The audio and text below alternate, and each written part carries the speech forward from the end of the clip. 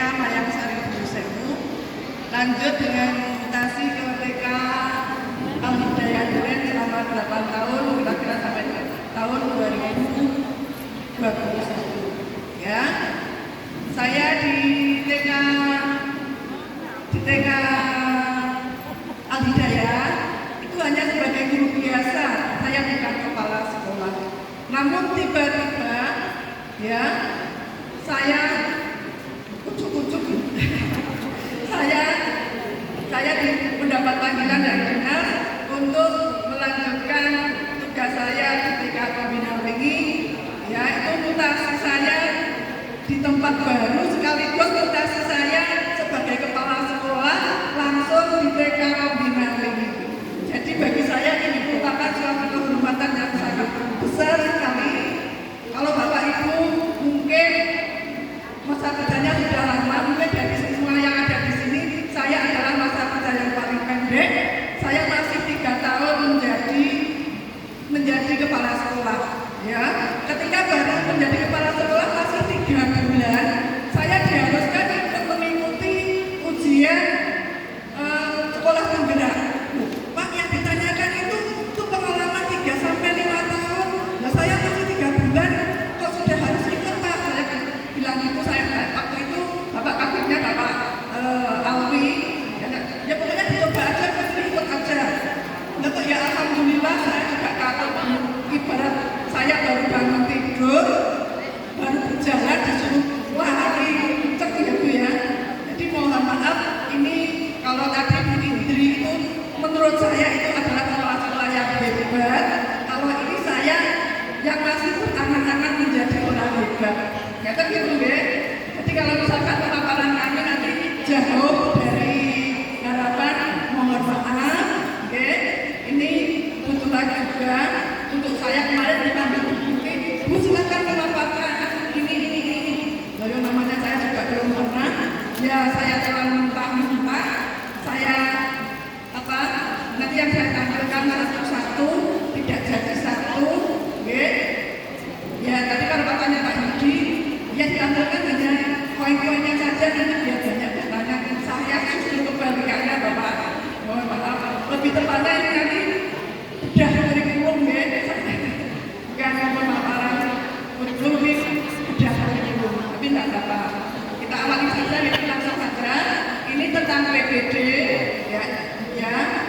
Untuk PBD ini di TK ini masih tahun yang pertama, jadi belum pernah sebelumnya kita mengerjakan seperti semenjak.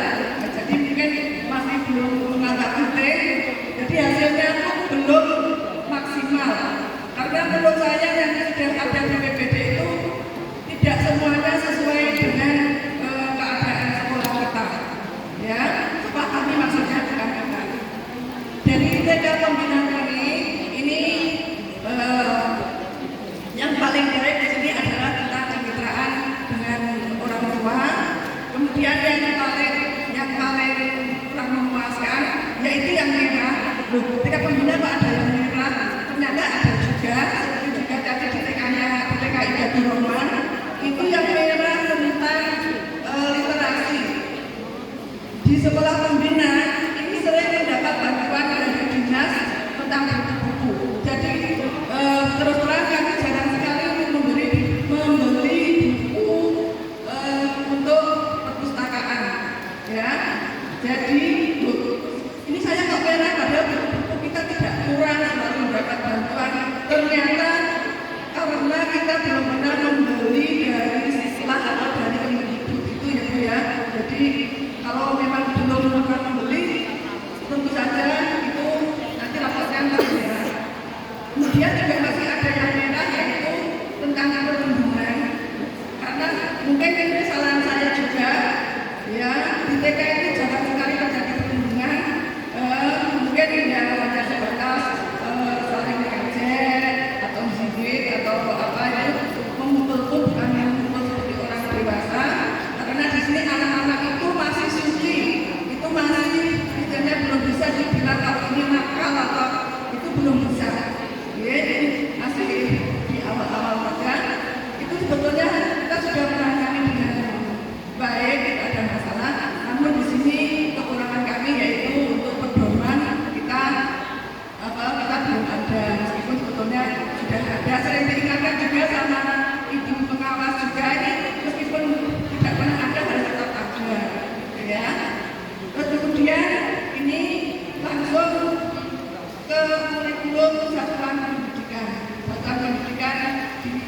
kami PT TKPI Pembina Wingi. Ya ini, ya seperti saya katakan tadi hampir sama dengan bedah kurikulum gitu ya. Ini untuk isinya yaitu pendahuluan, latar belakang, yaitu kenapa kurikulum perlu disusun. Ini sebagai pedoman dalam mengembangkan kurikulum, sebagai pedoman dalam evaluasi program sekolah, sebagai acuan untuk program selanjutnya, bahan informasi para pemangku kepentingan dan karakteristik satuan pendidikan. Kemudian untuk karakteristik satuan pendidikan. A. Karakteristik peserta didik. Ini perlu diketahui, ini untuk kerangkanya kita mendapatkan dari ibu pengawas, seperti tadi dikatakan oleh Bu Anida. Ya, untuk tahun-tahun awal kita akan kesulitan bagaimana kurikulum merdeka itu. Tapi alhamdulillah ibu pengawas memberikan untuk kerangkanya, jadi kita tinggal mengembangkan saja. Kemudian karakteristik peserta didik, yaitu untuk TK Pembina Wingi terletak di Kecamatan Wingi, di ibu kota kabupaten, tempatnya juga di kota di Jalan Gajah Mada 83 Majikan Wingi. Okay. Ya, untuk anak yang sekolah di TK Pembina Wingi tidak hanya masyarakat sekitar, namun banyak yang dari luar. Ya, itu ada yang dari Bendusari, Talun, Doko, dan juga Surabaya. Itu banyak yang sekolah di sekolah kami. Dan juga untuk tingkat ekonomi yang putranya sekolah di kami itu, kalau sebelum saya dulu itu rata-rata menengah ke atas. Namun saya berpikir, ya kalau namanya sekolah negeri, kok hanya orang-orang dari kalangan atas saja yang sekolah di saya? Apakah masyarakat bawah tidak boleh di sekolah saya? Saya berpikir seperti itu. Saya rapatkan dengan teman-teman guru. Akhirnya saya mengambil keputusan supaya untuk masyarakat bawah dan juga sekitar Wingi situ juga bisa mendaftar itu, untuk biaya berusaha saya turunkan, ya, dari SPP maupun dari uang pendaftaran. Jadi kita ambil tengah-tengahnya gitu ya. Tetapi namanya pembina nanti biayanya dari mana? Ya, ini kita dapat bantuan dari pemerintah, ya, BUP itu alhamdulillah, juga dari wali murid. Kemudian untuk wali murid yang tidak mampu atau yang menengah ke bawah itu saya izinkan untuk mengurusinya di kantor kelurahan, menyatakan bahwa kurang mampu. Dan juga untuk yang yatim piatu, insya Allah itu saya gratiskan. Jadi kita dari kaum manapun kita menerima, ya Bu ya. Kemudian karakteristik pendidik dan tenaga pendidikan. Ini untuk ibu gurunya ada 8 dengan saya, itu PNS, kemudian ada 1 guru agama dan 1 tenaga sekolah. Ya, ini sekedar informasi. Ternyata banyak loh yang tidak tahu bahwa di TK itu kok ada guru negeri. Setahu saya guru negeri itu SD, itu sampai orang Bumun kok di TK kok ada guru negeri. Itu masih ada yang seperti itu. Ya, kemudian sosial ekonomi budaya satuan pendidikan. Ya, jadi sudah saya jelaskan untuk yang sekolah di TK Pembina dari menengah ke atas, dan juga sekarang pun dari menengah ke bawah pun bisa sekolah di TK Pembina. Kemudian pembiayaan ini dari BOP kinerja, dari BOP reguler, dan juga bantuan dari wali murid. Ya. Kemudian sarana dan prasarana, ini untuk sarana ya tentu saja berupa gedung-gedung, ini ya dari aula, ruang guru, ruang kepala sekolah dan lain-lain itu. Kemudian untuk prasarana di dalam, di luar, mungkin itu juga di sekolah panjenengan semua. Untuk mainannya, ya alhamdulillah kita sekolah negeri sering mendapat bantuan dari dinas untuk untuk APE, alat permainan edukatif. Kemudian kemitraan. Dalam melakukan kegiatan, kita sering dibantu dengan mitra-mitra dari sekolah kami, ya, bisa dari lembaga negeri, bisa dari lembaga swasta. Ya, dari lembaga negeri tentu saja sering kami repot itu mesti dinas pendidikan, KPP, ya, kemudian juga SD di sekitar kami, ya, kemudian dari puskesmas juga, ya, kita dalam kesehatan dan mengenai kesehatan dan juga UKS kita bekerjasama dengan puskesmas, bahkan kita juga bekerjasama dengan rumah sakit di sekitar kita, yaitu rumah sakit Anissa untuk pemeriksaan kesehatan gratis. Kemudian juga dari Mapolsek, juga dari Mapolsek, kemudian juga dari Koramil, dari kecamatan, kita selalu bekerjasama. Dan kemudian juga ada lembaga swasta, yaitu sering kita bekerjasama seperti kemarin itu yang kita laksanakan, yaitu belajar belanja. Kita bekerjasama dengan Alfamidi, dengan juga belajar dengan Indomaret, ya, seperti itu. Kita sering ada tawaran untuk bekerjasama dari lembaga-lembaga yang swasta. Kemudian landasan pengembangan kurikulum, yaitu landasan yuridis, landasan sosiologis, landasan pedagogis. Kemudian visi, misi, dan tujuan. Ya, ini saya yakin semuanya juga semua lembaga pasti punya visi, misi, dan tujuan. Oke, ini nanti tidak perlu kami jelaskan panjang lebar, waktunya juga terbatas. Ini visinya saja, yaitu terwujudnya peserta didik yang beriman dan berakhlak mulia, cerdas, sehat, kreatif, mandiri, dan berwawasan global.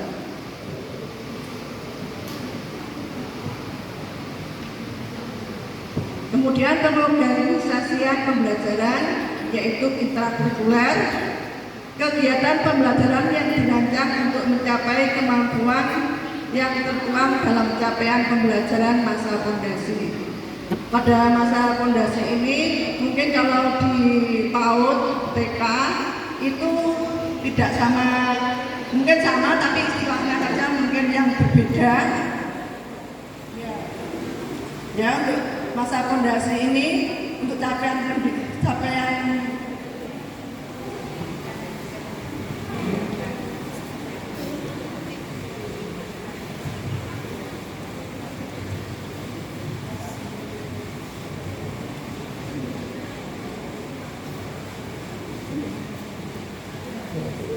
untuk capaiannya yaitu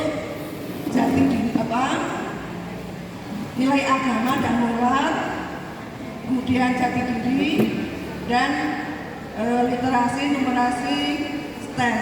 Ya, kalau di SD SMP mungkin yang lain ya. Kemudian untuk kurikuler yaitu proyek penguatan profil pelajar Pancasila.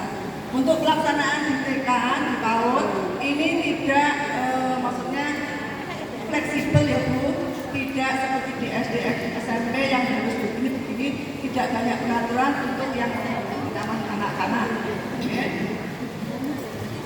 Sarana yang optimal dalam mendorong perkembangan didik menjadi pelajar sepanjang hayat yang berkompeten, berkarakter dan berperilaku sesuai dengan nilai-nilai Pancasila. Juga tema yang kita ambil, tema yang ada di PAUD itu mungkin tidak sama juga, atau mungkin sama hanya namanya saja yang berbeda. Untuk 4 tema besar yaitu Aku Sayang Bumi, Aku Cinta Indonesia, Kita Semua Bersaudara, Kreativitas dan Imajinasiku. Sama pandak Bu, yang dari SD. Mungkin untuk namanya mungkin tidak sama, mungkin tapi untuk jalannya hanya istilahnya saja yang tidak sama. Kemudian untuk ekstrakurikuler di TK kami yaitu ada menari, basisho, menyanyi, menggambar dan mewarnai, bahasa Inggris ya. Alhamdulillah untuk tahun kemarin itu kita menjuarai kita menjuarai untuk Hari Anak Nasional sebagai juara umum karena kita memenangkan untuk lomba menyanyi kita juara 1, kemudian juga percakapan beranak juara 1, finger painting itu kita masuk 10 besar ya. Kemudian aktualisasi budaya sekolah, ini ada yang kegiatan harian seperti senam pagi, penyambutan anak ya, kemudian ada kegiatan mingguan.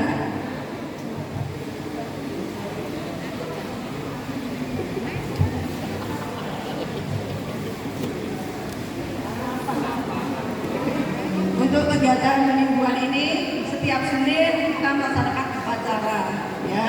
Untuk di TK sebetulnya tidak wajib untuk seperti upacara itu ya, tapi ini kita hanya mengembangkan karakter anak karena ini termasuk budaya yang baik, juga termasuk disiplin positif yang ada di sekolah kami ya. Itu anak-anak akan belajar disiplin ya, sebisanya anak-anak jangan dibandingkan dengan anak SD atau SMP yang sudah mandiri seperti ini seperti itu. Kita masih dalam tahap belajar ya. Ketika upacara berlangsung masih ada anak yang baru datang, masih ada anak yang ngomong sendiri ya. Saya yakin untuk yang di tingkat SD atau SMP sudah tidak seperti itu. Kemudian untuk kegiatan mingguan juga setiap hari Kamis kita pembiasaan menggunakan bahasa Jawa. Jadi sehari kita dari pagi sampai siang itu kita menggunakan bahasa Jawa. Namun demikian yang namanya zaman modern kebanyakan anak-anak di rumah itu sama ibu bapaknya sudah pakai bahasa Indonesia. Jadi mengajarkan bahasa Jawa itu kadang-kadang tidak semudah yang kita bayangkan. Kalau di TK itu sudah kalau mengajarkan bahasa Jawa harus dengan bergerak juga ya. Contohnya ya, makan itu saja, itu tahunya anak makan, cucu sama bu sampai sudah makan. Nah itu banyak sekali praktik-praktik seperti itu. Ternyata orang tuanya pun juga banyak yang karena ya terus ibu-ibu yang punya anak kecil itu rata-rata masih muda. Itu banyak sekali yang pakai bahasa Indonesia juga. Jadi anak-anaknya juga ikut-ikutan pakai bahasa Indonesia. Ketika bahasa Jawa itu ya sebisanya ya, guru tinggal membetulkan ya. Kalau sama ibu guru, sama ayah, sama ibu itu dahar, misalkan seperti itu ya. Kalau mangan itu bisa untuk ya anak yang sebenarnya lebih kecil, itu contohnya saja. Kemudian untuk hari Jumat itu kita biasa mengadakan kebersihan lingkungan, kemudian juga Jumat amal, kadang ada yang Jumat berbagi, ya itu alhamdulillah itu biasa kalau hari Jumat itu digantikan untuk Jumat berbagi.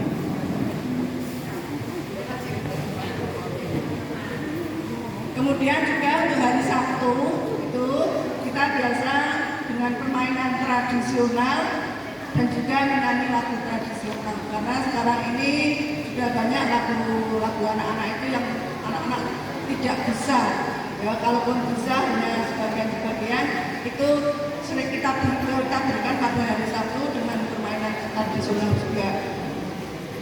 Kemudian untuk kegiatan bulanan itu yaitu puncak tema. Kalau di TK itu biasanya ada puncak tema. Sekali waktu kita mengadakan kegiatan di luar, tidak harus selamanya di dalam, dan juga tidak harus untuk puncak tema itu harus di luar semua. Karena kita bisa mengolah, kita bisa menyusun kegiatan itu dengan bekerja sama dengan wali murid ya, untuk kegiatan puncak tema. Ya misalkan seperti yang pernah kita lakukan yaitu dengan makanan, yaitu memanfaatkan telur, kita kita bekerja sama, kita ke rumah wali murid yang punya kombong ayam, punya kandang ayam. Di situ kita anak-anak belajar praktek mengambil telur, belajar membuat telur rebus, telur ceplok, telur dadar, dan juga membuat kue. Ya, membuat kue ini bisa dengan guru, anak-anak bisa tinggal memberi topeng, itu anak-anak sudah senang sekali ya. Kemudian untuk kegiatan tahunan yaitu ya PHBN, PHBI, juga Hari Anak Nasional, kemudian hari ulang tahun sekolah, dan ada bulan Ramadan, bulan Ramadan yaitu ada satu anak yatim, bakti sosial, dan juga pada bulan Dzulhijjah kita juga biasa mengadakan sembelih penyembah kurban, dan juga anak-anak ikut manasik haji. Ya, itu anak-anak dari manasik haji. Meskipun kita sendiri belum mampu, kita bekerja sama dengan TK. Kita bersama dengan TK Pertiwi se-Blitar Timur.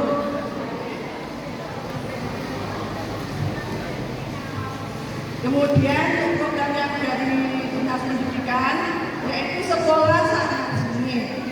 Ya, ini sebelum sekolah sangat dini dicanangkan oleh Bupati, sebetulnya itu saya pernah mendengar Bapak Alwi pada waktu itu bercerita tentang sekolah sangat dini. Itu saya langsung tertarik, dan itu langsung saya implementasikan di sekolah. Dan ketika Bupati mencanangkan sekolah sangat dini, kita sudah melaksanakan. Ya, karena anaknya banyak dan juga ibu gurunya terbatas, kita membagi menjadi dua. Setiap pagi itu kelas B dulu untuk sekolah sangat dini, anak-anak terbiasa sholat duha, kemudian hafalan surat pendek, kemudian cerita Nabi, sholawatan, kemudian terus nanti setelah itu gantian kelas A. Ya, kita mempunyai ruang aula yang besar sehingga kita tidak kesulitan untuk mendapatkan untuk tempatnya, bergantian dengan A dan B. Kemudian untuk kegiatan pengaturan waktu belajar, mungkin bisa disingkat untuk yang kegiatan belajar seminggu 1050 menit, satu semester 17 850 menit, 1 tahun 35 700 menit, ekstrakurikuler Senin sampai Kamis.